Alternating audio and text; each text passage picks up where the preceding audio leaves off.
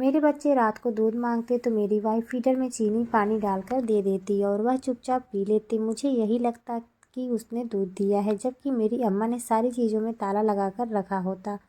सारे पैसे मैं अम्मा को दे देता था क्योंकि वह कहती थी मैं घर चला रही हूँ। एक दिन मैं काम से लौट रहा था कि मेरी नज़र कचरे के ढेर पर पड़ी जहाँ से मेरा बेटा ब्रेड उठा रहा था।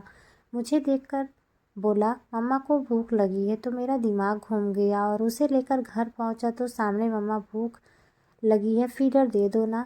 मेरी छोटी बेटी ने नींद से उठकर अचानक फीडर मांगा तो मेरी वाइफ ने घबरा कर मेरी तरफ देखा और कहने लगी, हाँ हाँ देती हूँ, तुम लेट जाओ। मेरी बेटी मेरी तरफ देखने लगी तो मैंने उसे अपने पास बुला लिया और कहा, यहीं पर फीडर लाकर दे दो, मैं खुद उसे पिला देता हूँ। मैंने बेटी को उठाकर अपनी गोद में लिटा लिया।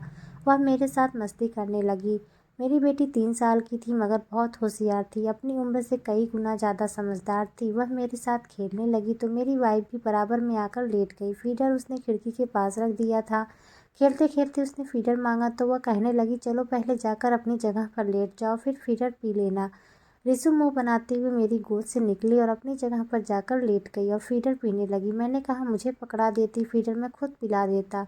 उसका मेरे पास बैठने का कितना मन था, मगर तुमने उसे दूर भेज दिया। मेरी बात सुनकर वह मुस्कुरा पड़ी और बोली, इतनी लंबी जुबान है उसकी, हर बात का उसके पास पहले से ही जवाब होता है, तो फीडर खुद क्यों नहीं पी सकती? उसके लिए अपने पापा को नखरे क्यों दिखा रही है? उसकी बात सुनकर मैं हंस दिया और कहा, अच्छा तो मेरी पत्नी को जलन हो रही है कि मैं अपने प्यारी बेटी के साथ क्यों खेलने लग गया।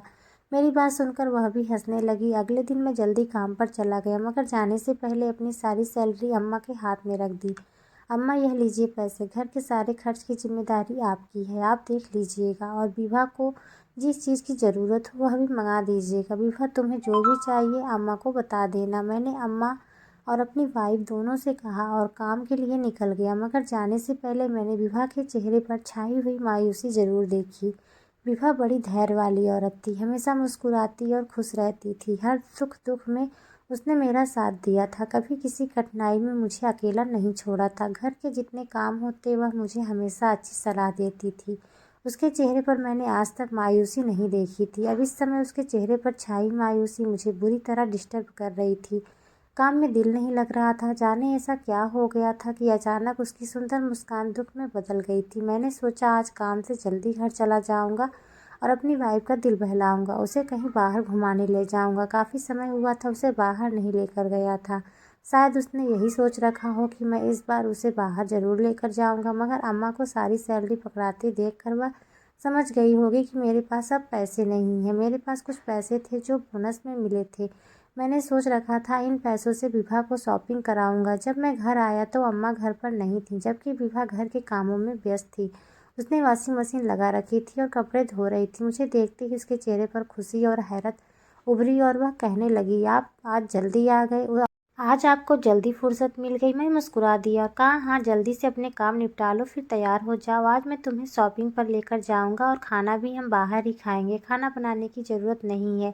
मेरी दरिया दिली देखकर विभा भी खिल उठी और जल्दी जल्दी घर के काम निपटाने लगी। मुझे भूख लग रही थी तो मैंने विभा से कहा, मुझे खाने के लिए कुछ ला दो या फ्रिज में फ्रूट होंगे तो जूस बना दो। मेरी बात सुनकर विभा घबरा गई और कहने लगी, अच्छा बना देती हूँ, या थोड़े से कपड़े धो लूँ? मैंने हाँ में सिर हिलाया और चटपाई पर लेट गया। विभा ने मेरे सामने सारे कपड़े धो लिए मगर अभी तक जूस बनाकर नहीं लाई थी। मुझे प्यास भी लग रही थी, दिल कर रहा था कि तुरंत कुछ मिल जाए तो खा लूँ या पी लूँ, ताकि भूख और प्यास दोनों ख़त्म हो जाए। मैंने विभा को दोबारा आवाज़ दी और कहा, मुझे जूस बना दो या फ्रूट ले आओ, मैं खा लूँगा। विभा कहने लगी, अच्छा अभी यह कपड़े समेट कर रख दूँ, फिर ले आती हूँ, और वह दोबारा काम में लग गई। मेरे सामने उसने घर के सारे काम निपटा लिए और खुद भी तैयार हो गई थी, मगर मुझे खाने के लिए कुछ भी नहीं दिया था। एक प्रकार से मुझे उस पर अब गुस्सा भी आने लगा था कि पति कब से भूखा आया है और खाने का कुछ मांग रहा है मगर उसे होश ही नहीं है। घर के काम निपटाने की पड़ी हुई है या अपनी तैयारी की। उसे शॉपिंग पर जाना मेरी भूख प्यास से ज़्यादा ज़रूरी लग रहा था। मेरा दिल बुरी तरह से खराब हुआ और मैंने उसे कहा, मुझे कुछ खाने को दोगी या नहीं? यार इतनी हिम्मत नहीं है कि बाहर से कुछ जाकर खा लूँ। अगर पता होता कि जल्दी आने पर ऐसा भूखा प्यासा बैठना पड़ेगा तो आराम से ऑफिस में ही बैठता। दोपहर का खाना तक नहीं खाया मैंने। विभा मेरी बात सुनकर बहुत शर्मिंदा सी हो गई और कहने लगी, मैं आपको खाने को कुछ दे देती हूँ, लेकिन पहले माँ जी आ जाए। मैंने अयान को भेजा है, कि माँ जी को बुलाकर लाएं। तब मेरा दिमाग और ख़राब हो गया। मैंने कहा, माँ का मुझे खाने पीने की कोई चीज़ देने से क्या संबंध है? तुम मेरी बीवी हो, मेरे खाने पीने का ख्याल रखना तुम्हारा कर्तव्य है। अम्मा तो आकर मुझे खाने को नहीं देगी, पहले भी तो घर का खाना आदि तुम ही बनाती हो। अच्छा रहने दो यार, मैं खुद ही जाकर खा लेता हूँ। यह कहते हुए मैं आगे बढ़ा, जबकि विभा और भी ज़्यादा बौखला गई और मुझे पकड़कर किचन में जाने से रोकने लगी। नहीं नहीं, आप किचन में मत जाएं, मैं खुद दे देती हूँ। लेकिन मुझे उस पर अच्छा खासा गुस्सा आ चुका था, इसलिए खुद ही किचन में चला गया। मगर जब अंदर गया तो अगला दृश्य मुझे हैरत का तेज झटका लगा। अगला दृश्य देखकर मुझे हैरत का तेज झटका लगा। अपनी आंखों पर विश्वास नहीं आ रहा था कि फ्रिज, खाने पीने की राशन वाली अलमारी, हर एक चीज़ को ताला लगा हुआ था। कोई भी चीज़ खुली नहीं थी। किचन से बाहर कुछ भी खाने को नहीं रखा था। मैंने हैरान नज़रों से विभा की ओर देखा और कहा कि तुम किचन में हर चीज़ को ताले लगा कर रखती हो, किससे छुपा रही हो? किसके लिए ताले लगाती हो? तब उसने सर झुका लिया और कहने लगी, ताले मैंने नहीं, माँ जी ने लगाए हैं, उसकी चाबियाँ उन्हीं के पास होती हैं। मैं इतनी देर से माँ का इंतज़ार कर रही थी और इसलिए आपको कुछ खाने को भी नहीं दिया था, लेकिन माँ किचन को ताला क्यों लगाती है? मेरी सुई वहीं पर अटकी हुई थी। मुझे नहीं पता क्यों लगाती है। माँ आएगी तो उनसे ही पूछ लीजिएगा। विभा कहते हुए किचन से चली गई थी। इस बार उसका स्वर थोड़ा गुस्से वाला भी था और ज़िंदगी में पहली बार ऐसा हुआ था कि उसने मुझसे ऐसे स्वर में बात की थी, वरना वह तो हमेशा मुझसे प्यार से बात करती थी। ऐसा लगता था जैसे कानों में रस घोल रही हो। मैं बेताबी से अम्मा का इंतज़ार करने लगा। अम्मा आई तो मैंने तुरंत सवाल किया कि अम्मा, किचन की हर चीज़ को ताला क्यों लगा रखा है? आपने तो खाने पीने के लिए भी बाहर कुछ नहीं छोड़ा। क्या आप मुझे बता सकती हैं कि किससे खाने पीने की चीज़ें छुपाई जाती हैं? घर में आपके, मेरे, विवाह और बच्चों के अलावा होता ही कौन है? कोई काम वाली तो आती नहीं है जो आप यह सोचकर ताला लगा देती हैं कि कहीं वह राशन चुरा कर न ले जाए। मैंने सीधा अम्मा से सवाल किया तो अम्मा हड़बड़ा गई, मगर फिर तुरंत संभल गई और कहने लगी, मैं पड़ोस में जा रही थी और तुम्हारी पत्नी के सर सपाटों का तुम्हें पता ही है, कभी भी मुंह उठाकर किसी के भी घर चल देती है। मैंने सोचा किचन को लॉक लगा देती हूँ, बाहर का दरवाज़ा तो वैसे भी खुला होता है, कहीं ऐसा ना हो कि घर के अंदर कोई घुस आए और राशन चोरी करके ले जाए। अम्मा का अजीब जवाब मेरी समझ में नहीं आया था। विभा तो कहीं आने जाने से बहुत घबराती थी, लेकिन मैं बात की गहराई में नहीं उतरा और अम्मा से चाबी लेकर फ्रिज से फ्रूट निकाले और खाने लगा। उसके साथ साथ विभा और बच्चों को भी दिए। बच्चे ऐसे जल्दी जल्दी फ्रूट्स खा रहे थे जैसे पहली बार देख रहे हों। उनकी ऐसी हरकत पर मुझे गुस्सा आया। मैंने कड़ी नज़रों से विभा की ओर देखा और कहा, तुम कैसी परवरिश कर रही हो बच्चों की? कैसे भूखों की तरह हर चीज़ पर टूट पड़े हैं? अगर मैं किसी दूसरे के घर पर होता तो मेरी क्या इज्जत रह जाती? ऐसे खा रहे हैं जैसे पहले बार देख रहे हों। प्लीज़ कुछ अच्छे तरीके से इनकी परवरिश करो। विभा शर्मिंदा होकर सर झुकाकर कहने लगी, दोबारा आपको शिकायत का मौका नहीं दूंगी, बच्चों को भी अच्छे से समझा दूंगी। तब मैंने हामी में सिर हिलाया और मैं आज दोपहर में जल्दी घर आ गया था, मगर मेरा सारा मूड ख़राब हो चुका था और अब दिल भी नहीं कर रहा था कि विभा को शॉपिंग पर ले जाऊं, मगर उसे पहले ही कह चुका था। अब इनकार कर देता तो उसका दिल बुरा हो जाता, इसलिए चुपचाप उसके साथ चला आया था। मगर सारा समय मैं अम्मा के किचन को ताले लगाने और बच्चों की भूखों की तरह टूटकर खाने के बारे में ही सोचता रहा। जो कुछ मेरे दिमाग में आ रहा था वह बहुत अजीब था। मैं यह सब सोचना नहीं चाहता था। हम रात को देर से घर वापस आए। विभा और बच्चे बहुत खुश थे और उनकी खुशी देखकर मेरा भी मूड अच्छा हो गया था।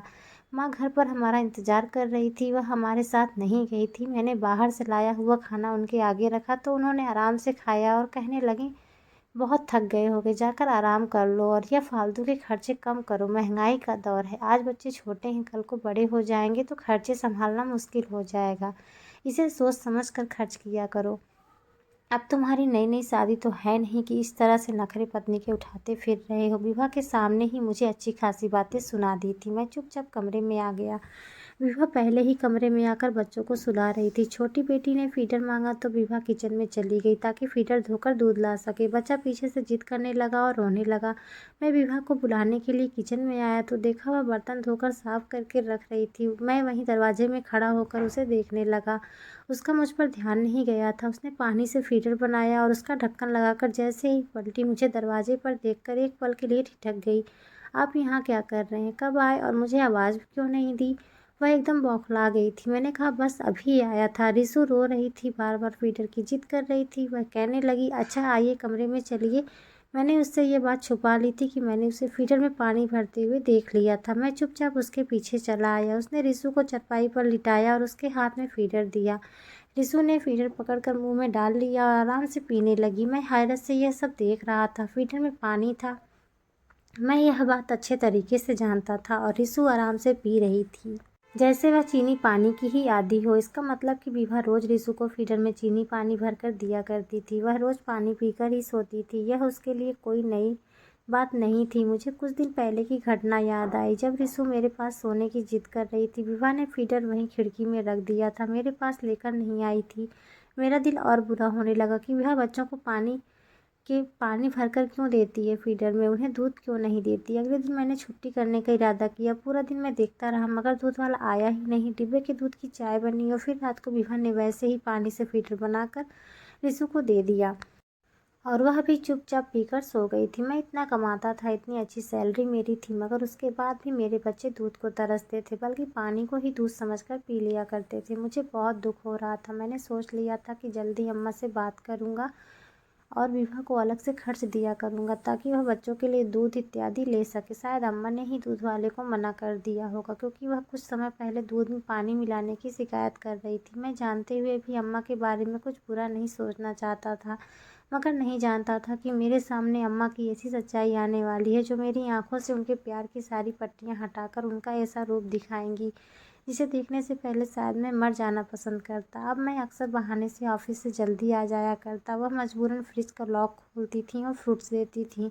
मैं अक्सर यह बात नोट करने लगा था कि किचन के राशन वाली हर जगह पर और फ्रिज पर हमेशा ताला लगा होता था। चाबी हमेशा अम्मा के पास होती थी। विभा के अधिकार में कुछ भी नहीं था, सब कुछ अम्मा के हाथ में संभाल रखा था और हर चीज़ पर गहरी नज़र रखती थी, यहाँ तक कि बच्चों के खाने पीने पर भी पाबंदी थी। ठीक है, थोड़ा कंजूसी से काम ले रही थी, शायद भविष्य के लिए पैसे बचा रही थी, मगर इसका मतलब यह तो नहीं था कि मेरे बच्चों को भूखा रखती, उन्हें एक एक चीज़ के लिए तरसाती। क्या फ़ायदा ऐसे पैसों का जो भविष्य के लिए संभाल कर रखे जाए मगर आज भूखा रहा जाए।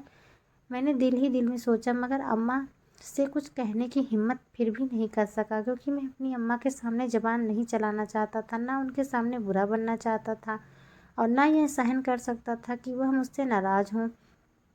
बच्चों के लिए मैं शाम को खुद ही दूध लेकर आया और फ्रूट्स भी खुद ही खिलाने लगा था। धीरे धीरे मैं अपने घर की चीज़ खुद ही ठीक करने की कोशिश कर रहा था, मगर एक दिन ऐसी घटना घटी जिसने मेरी सहन शक्ति की सारी सीमाएं तोड़ दी और मैं अम्मा के सामने चीख पड़ा। उस दिन मैं ऑफिस से जल्दी घर आ गया था।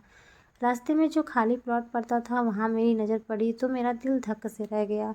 मुझे ऐसे लगा जैसे किसी ने मेरे कलेजे पर हाथ रख दिया हो। वहाँ मेरा बड़ा बेटा अयान कचरे के ढेर से ब्रेड के टुकड़े साफ करके निकाल रहा था, फिर उन्हें एक थैली में डालकर तेजी से घर की ओर दौड़ पड़ा।